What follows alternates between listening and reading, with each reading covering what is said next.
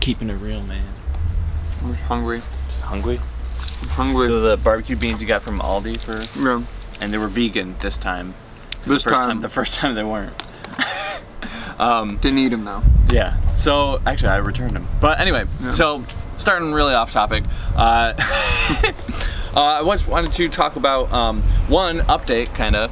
I'm going to be getting a DBA, which means doing business as. I actually didn't even know what it meant until my mom told me about it.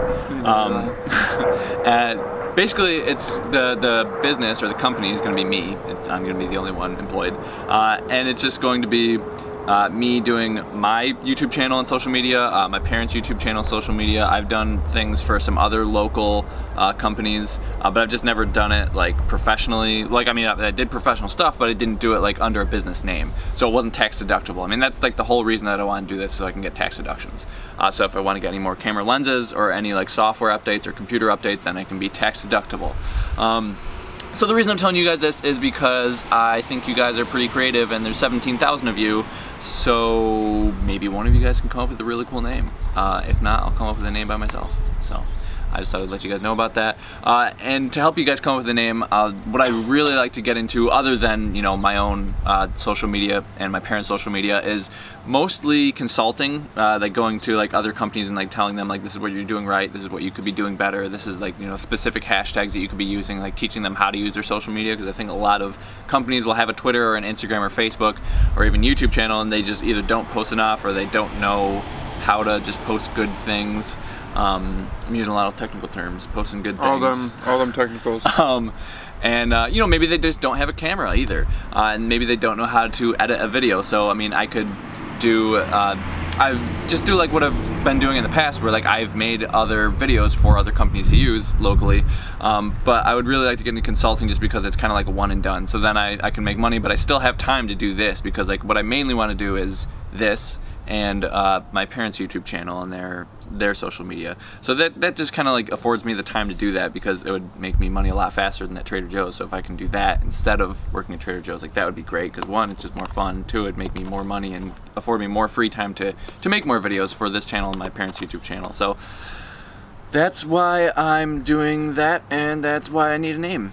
So there you go. And I can't think of names, so he needs you guys. Yeah. Because I can't do anything. Dylan can't do anything. I'm just chock full of beans. You heard it here first.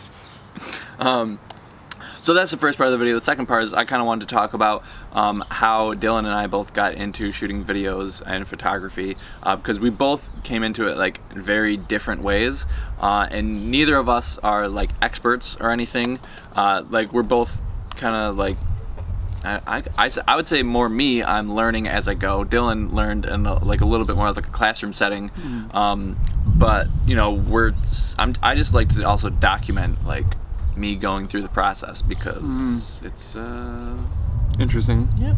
So Dylan, do you want to start with your background? Yeah, so I went to college for communications. This feels weird talking about myself. I'm not used to it. But I went to school. Well, how did you start like in high school? Like, how did you know that you wanted to do it? Oh yeah. So there was this morning announcements, you know, because we went to high school together. I was out one time because there was like a mistake. Like somebody like made a mistake with, I don't, maybe you didn't remember. I feel like you probably saw it though. Like I did the weather, and I had a green. I don't remember this. I had a green shirt on, and I was like, Ferris, please let me just wear the green shirt. But he made me put like a coat on over top it, but I still had like a triangle. I remember that. Yeah. And I was like, you could still see it. It was great. So I would have looked like I was just like floating like a head and arms because it was in front of a green screen, but yeah. there was like a mistake that day, so they're like, okay, we need to reshoot it. So we did that. Yeah. That was my whole story. It's more interesting than my stories. Yeah, so I did the morning announcements for our local, our high school. Our local high school. That we went to. Oh my gosh. Get it together. Where I started, believe it or not, in front of the camera, even though I suck at talking to the camera. And I got really bored with it because I was just doing the same thing every day, and I didn't find it very challenging or exciting or creative. It was just kind of writing things down and then talking to the camera like this. But then I wanted to learn behind the camera, and I remember our teacher had given me a project to make like a commercial for the morning announcements, and I was like, I have no idea how to do this. Like, I don't know how to use a camera, I don't know how to edit, I don't know anything about sound. He's like, well, I guess you're gonna find out. He just gave me the camera, and I was like, all right. So I remember I went out, I shot this awful like action commercial with my friend Brad at the time, and it was just horrendous. It was terrible. We had no idea what we were doing. But I remember when I went and took the footage back and I put it on the computer, I was like so frustrated because I'm like trying to get it to work. I finally got it to work, and I looked up like all these ways on like how to edit and like this, that, and the other thing. I was trying to just think outside the box and be creative and like movies that I had seen and how they did things. And I remember I was like, oh, like it's pretty cool like putting it together. But then the moment when I realized I loved editing and piecing these things together was when I found like a random song to put in it, and I literally just dragged and dropped it into the video, and it fit perfectly. Oh, yeah. And I was just like, that was so satisfying. Like, yeah. that was like, that is like, this would be so much fun to be able to do this all the time. So then when I went to college, they gave me the option. They're like, do you want to do, you know, broadcast journalism, or do you want to do production? And I thought about it for literally about 30 seconds. And then I said that I wanted to do production because I loved editing and I wanted to learn more about cameras and whatnot. And just went from there. So I had a lot of classes on After Effects work, like the history of editing, editing technique, methods, and just learning about photography and whatnot as well. So I did that for about 2.5 years. And now I kind of just do things on the side. I'm not as, I would say, driven at the moment as Craig is. Craig found his way just doing it on his own because I feel like he had a message he wanted to give to people, and I think the creative aspect came second almost. That's what I see almost. You know, he wanted to give a message out there to people that something that he had was not like, you know, like a life-ending thing. Like, you can fix yourself and you can be better. And then the creative side came when he found out that he loved sending a message and that the reaction from people was just as good. So I think he bettered himself from all that. So Yeah, I guess that's accurate. I was gonna say, and then moving on to you, Craig. Yeah. So actually, you might remember, but like in high school, I edited a cross-country video. Yeah. It was really bad. Yeah. Like really bad. It was like 20 minutes long, but it was like a 90s commercial, you know, like like wipes and everything, like really, like, yeah, it was great. It was editing software called Pinnacle 15 or something like that. It was really bad. I mean, like the whole point of the video like wasn't like to make like a really cool video. It was like to be like inclusive. Like, I just want to have like as much footage of each person as possible, just so they could like have something to remember by. Yeah. But I put in like I think it was like AC/DC songs, and then like Shine Down, and just like whatever song was like available at the time. And I mean, like, I wasn't like posting anywhere. Like, I was just gonna like post on Facebook for us to see, so I didn't have to worry about like copyright. But like, I actually had a lot of fun doing that. Like, it took me like 8 hours, I think it was, to make the video, and then I don't know if like the files got corrupted or it got deleted or like something happened where like I had to put in another 8 hours to make the same video again. Oh my god. I remember that. Was that our senior year? Yeah, that was our senior year. Oh, yeah, God, and like I always told my mom, I was like, hey mom, can you bring the camera to meets? And she was like, yeah. She didn't want to do it because she wanted to, like, you know, actually there, watch like, cheer and, for like, us. Yeah, cheer, yeah. Yeah, so I started doing that, and then I took like one class with Ferris in high school. Yeah. Ferris is our teacher's last name. Yeah.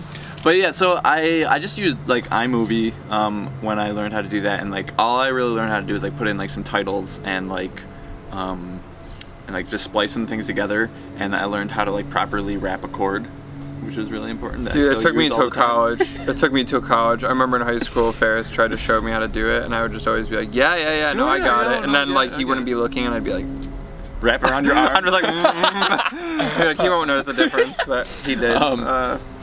Yeah, so that was about all the video editing that I really did, and then went into college, and I didn't have any way to record anything because I had like a really garbage phone, because like at the time it was like 2010, and I think phone cameras were like like you had cameras on your phone, but it was always like really pixelated. Yeah. And, like, all the sound was like really blurry. It was like horrible. So like and I didn't have a camera or anything, so like I didn't have any way to record anything really. So I just went to school for exercise physiology, and it was like my sophomore year going into my no, I was going into indoor. I'm lost. Where was I? Anyway, it was like part of sophomore year. Oh, it was towards the end of the cross country season. I was getting ready for indoor track, and I just started noticing that I was getting like weaker and weaker, and like eventually, you guys can probably find other videos. Basically, I got CIDP. It's chronic inflammatory demyelinating polyneuropathy, and it's an autoimmune disease. And like the first thing that I did when I went home after I found out that I was diagnosed, actually I was first diagnosed with GBS. So I went home, I found like 2 videos on YouTube, and I was like, what the heck? There's nothing about this. So that's when I was like, okay, once I recover, I'm going to make I just want to make, at that point I was like, I'll make one video, like my comeback video or something. Like that was it. That's all I wanted to post, so other people could find that. And my only regret is like not documenting my recovery, because like, I don't know, I don't think I've ever told you this, Dylan, but like I was like, you know, I don't want to document my recovery, because like, what if I don't fully recover? And I didn't want to like have my failure kind of make somebody else depressed and be like, oh, he was doing so well, and then like he fell apart, like I'm probably gonna like not recover all the way either. And I didn't want somebody else to fall in the dumps. But like, I didn't realize, like, I don't think that would even happen. Like even if I like did not completely recover, I think other people, it would just like make them feel less alone, and they would be like, oh, you know, there's somebody out there like me. I think that you had such a positive outlook on it. It wasn't a failure either way. It was more knowledge, because I had no idea about this disease. Like I didn't either until I got sick. And, exactly. And like, so I wish I had that perspective at the time, because I would have been documenting exactly what I was doing, and I would have started YouTube like a year earlier. But I thought I heard something. The squirrels. Squirrel. So yeah, I wish that I started earlier, and you'll probably find that with a lot of people who start YouTube. They just wish that I started earlier, and just like editing videos in general. So I eventually started getting better, and I was like, okay, now it's time to start my YouTube channel. And then I started it, and I was like really bad at it. I shot my first video on my laptop. It was a 240p camera. It's a webcam, and but I just, you know, I started, and I remember I think we were in your pool in the backyard, and then I told you I started a YouTube channel. I was like, yeah, I have 12 subscribers already, and you're like, wow, Craig, that's pretty good. You were, and I was like, exactly, yeah, because you were like, Craig, like think about it, that's like 12 people that like care enough to find out like what more like, about it. Yeah, and like, hit the subscribe button and be like, I want to be informed when. Yeah, they're basically saying 12 people are like, I would like to know every time that you make a video. It's 12 more than I have. Yeah. So I was like, wow, that's awesome. So yeah, I started with that, and I wasn't like editing anything really, and then eventually I got another camera. It was an $80 point and shoot Nikon camera, and it was pretty bad. Like I went from 240. It went from 240p to 720p. Dude. Yeah. That's like a dad status. Dad status camera. It actually was like a really big improvement for me. Whenever I made any kind of word that had like an S in it, it always like made a hissing sound, so it was like so that was great. So like I don't really feel bad for people when they say that like I can't start a YouTube channel because I only have my phone. Like I started with a 240p webcam. And then I upgraded to an $80 point and shoot, and then eventually I upgraded to an iPod Touch 5th generation. And one thing that was like really annoying about that is, and my phone still kind of does that too, if I shoot videos on my phone, is like if you shoot videos for a while, like the audio and video don't sync up at all. Like they eventually it's I don't know what happens, like the audio is like lagging like way behind. But so that's one thing that was like, I was really excited once I got this camera. I was like, oh my god, I don't have to like just deal with that. Yeah, like the audio and video like always syncs up, so it saves me a lot of time. But the whole reason that I even got like the camera is like I'm gonna start over. All right.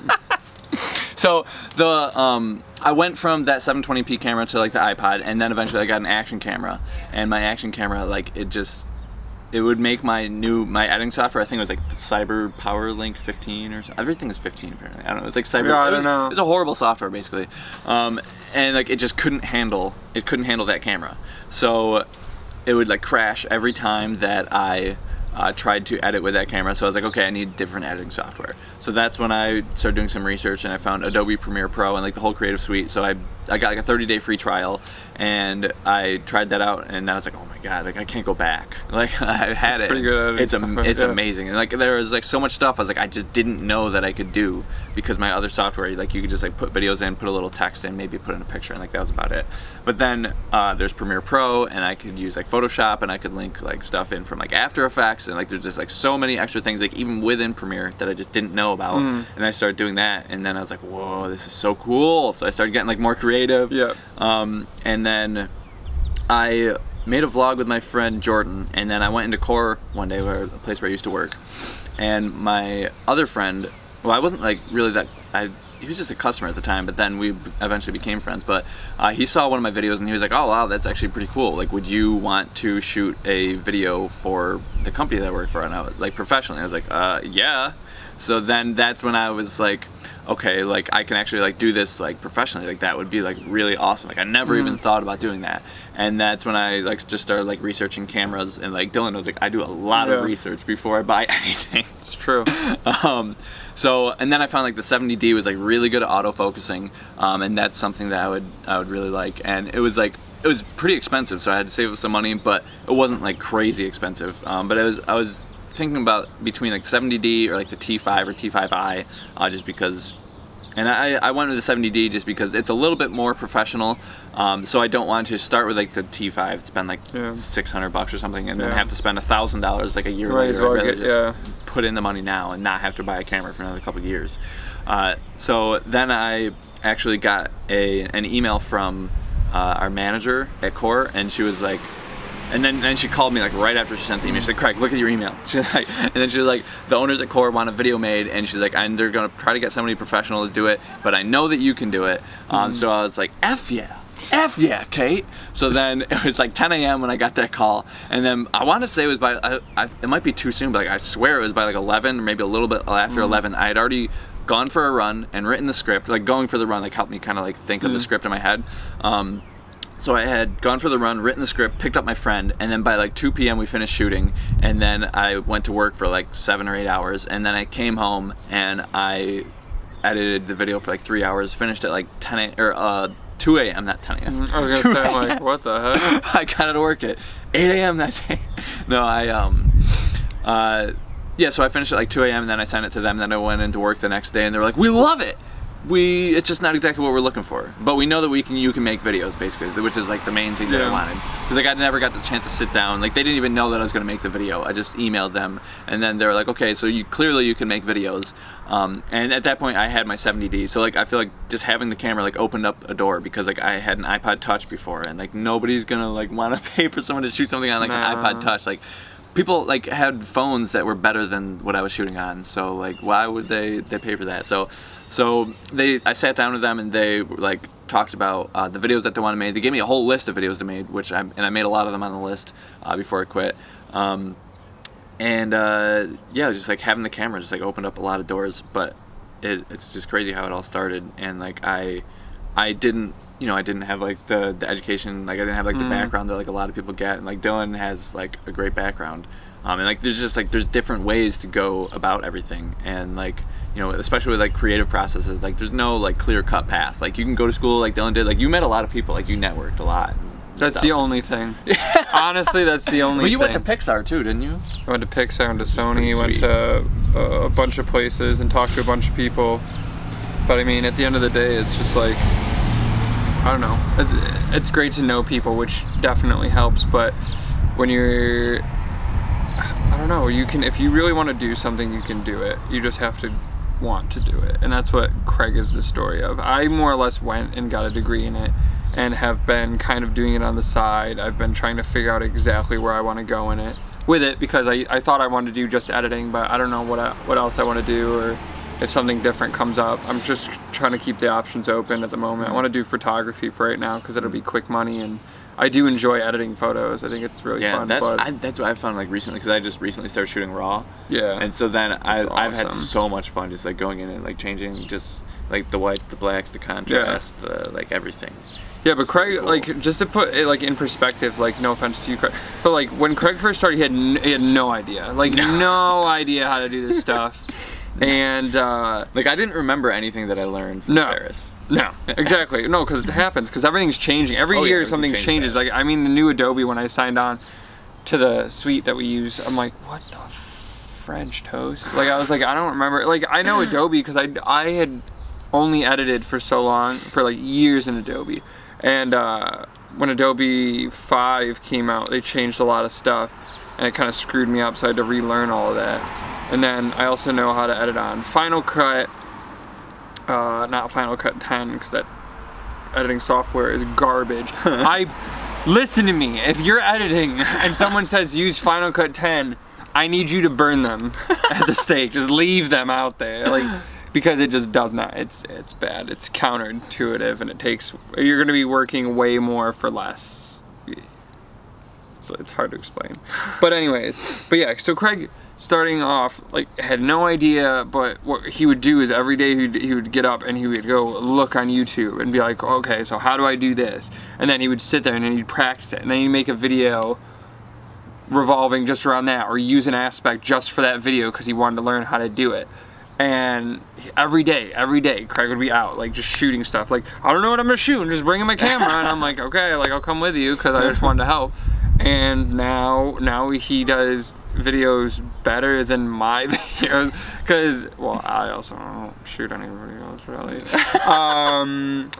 But his editing and everything has caught up to where I am, so he knows a lot. And that's not because he sat in a classroom and someone was like, okay, this, that, and the other thing, and he had the time. He, like, found time in his day to be like, I want to do this, and I'm going to. So, like, if you're sitting there and you're watching this, you're like, man, like, I wish I could just, like, learn how to do this, but, like, I didn't go to school for it, and, like, I don't know, it can be kind of expensive and like that. Like, Craig is the prime example of, you can take basically almost no knowledge of something and become proficient and efficient in it if you just put the time in and effort in. I mean, as goes with anything. If you want something out of it, you'll find a way. I mean, we live in an era now where you can just click. You can type in a word and click in your internet browser and become, you know, a professional in just about anything. So if you want to do it, you can do it. Craig's the prime example. He hit a good lottery with having, you know, his fellow viewership along with the candy shop, with, like, the mutual, like, people love candy and people love hearing other people's stories. And, you know, Craig posted a Hercules candy video. Yeah, the ribbon candy one. The ribbon candy video, which, if you haven't seen it, check it out. Yeah. Link description. That one got it's over 100 or 500,000 views. Yeah, yeah. It's probably almost up to 600. Yeah, somewhere around there. I check it all the time because I think it's so interesting. I'm like, yeah, look at it. Yeah, look at it. That's my buddy right there. Yeah, like when I uploaded that video, I thought it wouldn't be one of my more watched videos just because, like, it was, I don't know, I just was like, oh, ribbon candy, like, probably a lot of people don't even know what it is. But then I think what it is like, I've looked at, like, other candy making videos, like most other ribbon candy or candy cane videos online, like, nobody's talking, or it's like a very boring people just, like, saying something, and, like, me and my parents are, like, have very sarcastic banter back and forth. No. We're not sarcastic. No. But so that was, like, really different, and that's another thing, is, like, if you want to, like, do YouTube or something like that, like, you have to be do something different, because why would somebody watch your channel if they can go watch another person's channel that's doing the exact same thing? You know, like, you can do the same thing, just, like, put your spin on it.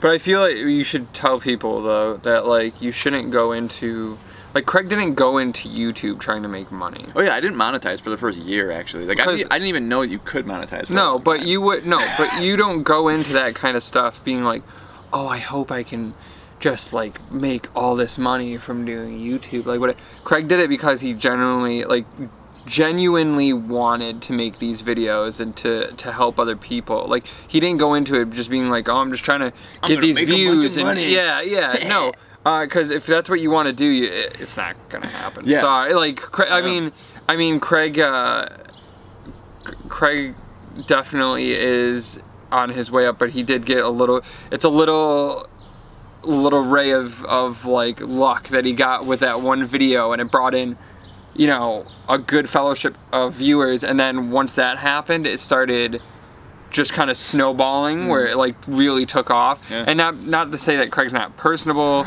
or his videos are not good, because they all are. They're very interesting, but it's just like all the little things. 90% of other people, yeah, exactly. 90% of the other people that go into YouTube trying to be like the next, you know, PewDiePie or Casey Neistat or like whatever, it's probably not gonna happen. You gotta want to do what you want to do to do it, and that's what Craig started with, and it just happened to then start rolling like this. And I think it's for the best though, because your channel is like, your channel genuinely gets people excited. Like, I feel like your viewers are like a great crowd. Yeah, they're really good people. Like, all really, because I read really the comments all the time. Yeah, I read the comments too, because I feel like I'm like a little bit of like a moderator on Craig's channel. Like, whenever a video comes out, I'm like, of the channel. yeah, I'm like, I gotta make sure and see if everyone's behaving themselves.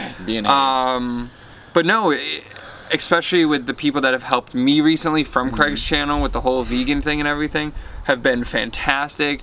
I've gotten over 150 followers on Instagram that are just like, I'm so happy for you, like, good job, like this, that, really and the other thing. And I just think that you guys are the best. So this whole experience of YouTube for Craig and video work for myself as well has been different for both of us, but has been a positive experience nevertheless. So yeah, and like with Christian too, like Christian fell off the wagon, and like I don't think there was anybody who was like, oh, Christian, you're doing vegan wrong, like you're doing like all these, like nobody like really bashed which I him. thought, but there was like no dislikes on the video. There's like a couple, obviously. Yeah, everybody was gonna have dislikes, but like everyone was just like, it happens, like I relate with this more than just, you know, like it's not perfect, like it happens, like whatever. Yeah, like a lot of vegans who go vegan, like they either don't do it overnight, or they might do it right for 6 months and then slip up. You know, like that's the reality. I hope that's not me. And like, I've been doing it right. Oh, it's been a month. You're going a month strong now, right? A month strong, man. A month strong, bro. But yeah, that's what I'm trying to put on my channel, is just like real stuff.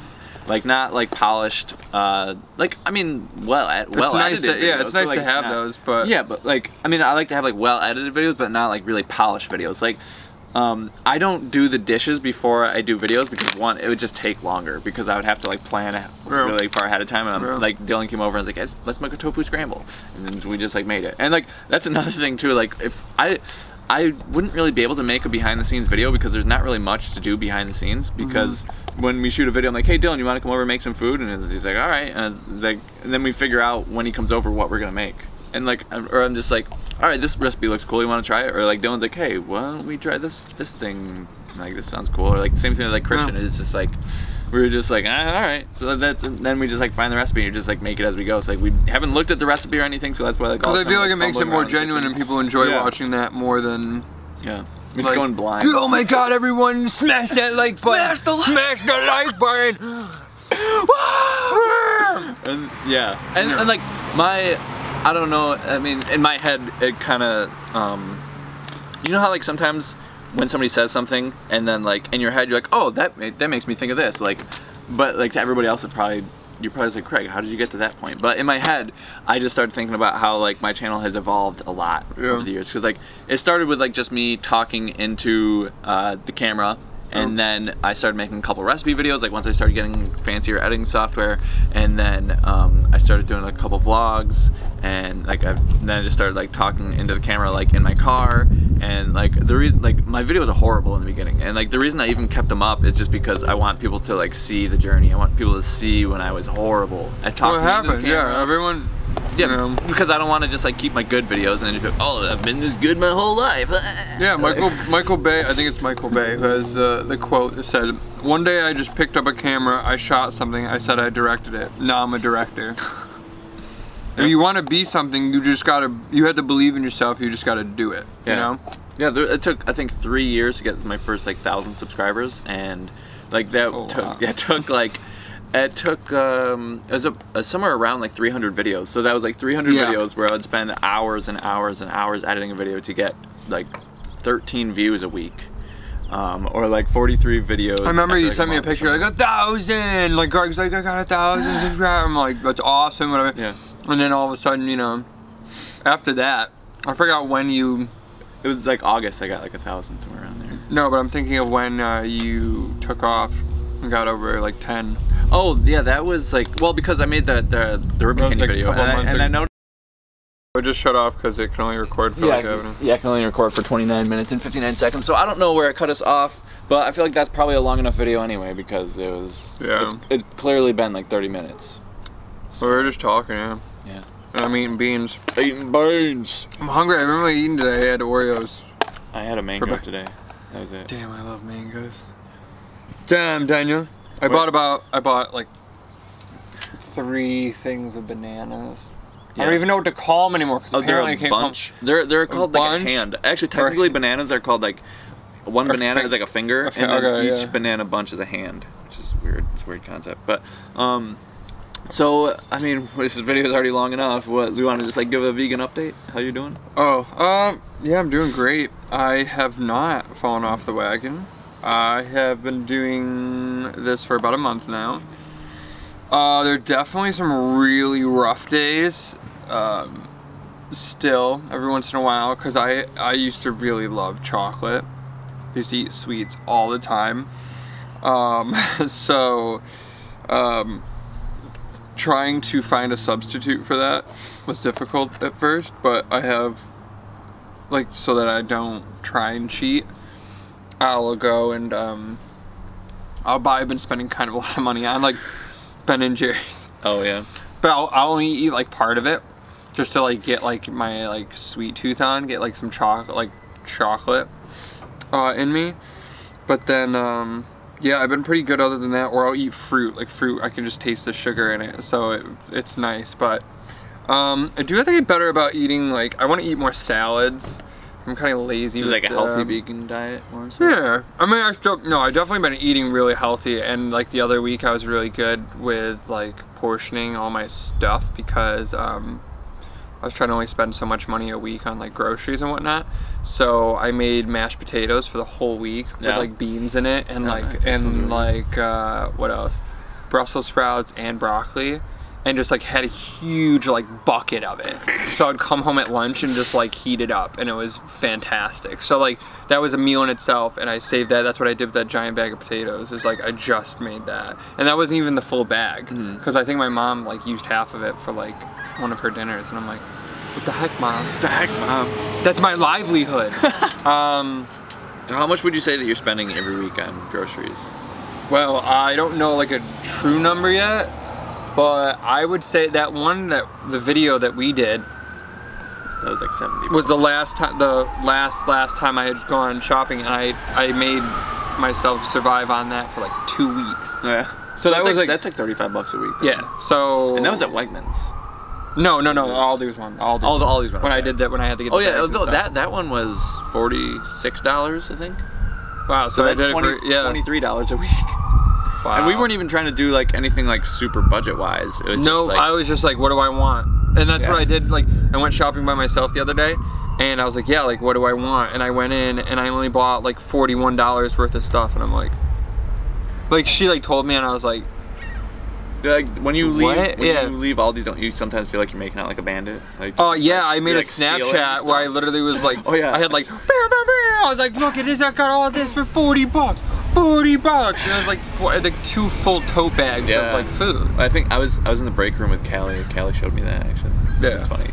So people, you know, I had the stereotype too that I'm like, oh, it's gonna be expensive and it's gonna be hard. Like, well, yeah, it's hard because my whole life all I've been doing is eating meats and fatty stuff. You just got to train your body to want to crave other things, and if you just surround yourself in life with those things, then you have you can't turn to anything else. You have to forcibly go out of your way to try and get those things. So I've literally just made like my own cabinet in there where I have like all my stuff. And then like I have like my emergency supply if I like need it, like if I feel like I'm just gonna be like like I just gotta eat something bad, like I'll just like, I don't know, I'll have that, or I'll have like Oreos, a couple Oreos, because they're not terrible, like whatever. Yeah. But I have been vegan, but to say I've been like the healthiest vegan, possibly not, but I'm much healthier than I have been, like as in like eating and everything. Because I used to just consume just all carbs and fats and sugar all the time, and but now it's been replaced with a lot more lean of a diet and whatnot. And my prescription for my eyeglasses the other day was better. Yeah. Did you I got expect my that eyes, to happen? They were like surprised. He's like, "Are you sure this is like the right prism that we were given by the ophthalmologist?" I'm like, "Yeah, like whatever." And he's like, "Well, it's actually less this time around." And I'm like, "Well, it's not like because I haven't been wearing my glasses because I lost them like a month ago. Actually, like when I had just started this, and I was assuming they were gonna be worse." That being said though, one of my eyes has started, like I have like distance problems. Like it's very slight. I have 20/15 vision. I've always had 20/20, but that's been a thing. But the problem, like the major problem with my eyes has been this muscle in this eye has been really weak, and it'll cause my eyes to see double sometimes. So I have had to like wear really strong glasses.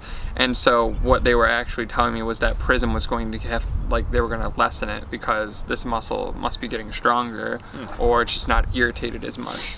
And it's not like I've been reducing any kind of like, I literally look at a computer screen all day, so it's not like I haven't been like doing that or not, like or lessening that. I think it's because my diet has been getting better. My hands aren't as sore anymore. I found out a lot of my like inside problems, I think it might have been like diverticulitis or something, like seeds. So I cut seeds out because I found out like peanut butter and like seeds have been really like giving me like upset stomach too. So that lessens my diet as even more. But when I get rid of those things and I'm just eating vegan and just like beans, mashed potatoes, broccoli, veggies, fruits, I feel fine. Like I feel great. And how's your acid reflux been? It's been a little better. I had to go back on like my medication because of salt problems, but it hasn't been as like aggressive. So I still have to find like something that's gonna be like like a more natural remedy, but I haven't been taking like a lot of medicine. I've just been taking like 1 or 2 Zantac a day.